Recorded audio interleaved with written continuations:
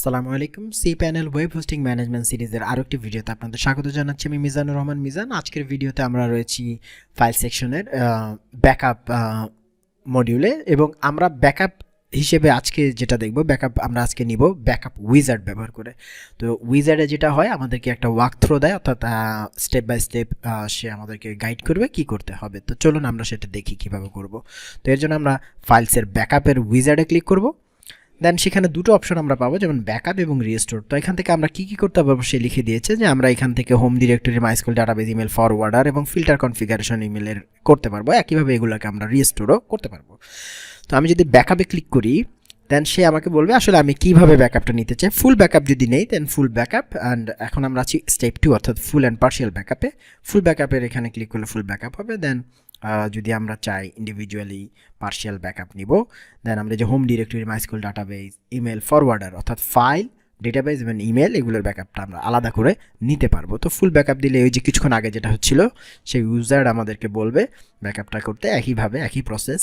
তো এইভাবে আমরা করতে পারবো।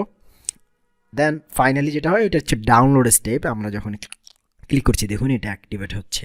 তো আমরা এখান থেকে নতুন করে আরেকটা ব্যাকআপ নিয়ে সেটা করতে পারবো, আর পুরাতন ব্যাকআপ সার্টেন টাইম পর্যন্ত এখানে থাকবে। দেন আমরা ওই পুরাতন একটা ডেট ওয়াইজ ব্যাকআপটা নিতে পারবো। তো ব্যাকআপ যদি আপনার ওয়েব হোস্টে জায়গা থাকে, ব্যাকআপ আসলে জেনারেট করে রাখা ভালো প্রতি কয়েক সপ্তাহ পর পর, সো দ্যাট আপনি কোনো একটা ডিজাস্টার ঘটলে একটা ব্যাকআপ ডাউনলোড করে নিতে পারেন। একইভাবে আসুন আমরা দেখি কিভাবে আমরা রেজিস্টোর করব। রেজিস্টোরে ক্লিক করলাম। দেন আপনি কি ধরনের রেজিস্টোর করবেন এটা আবার একসাথে সব করা যাচ্ছে না। হোমে ক্লিক করলে হোম, এই যে হোম ডিরেক্টরি, আপনি অর্থাৎ ফাইলগুলোকে আপলোড করতে পারবেন।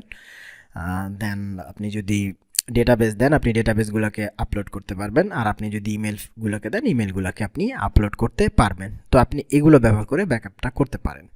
তো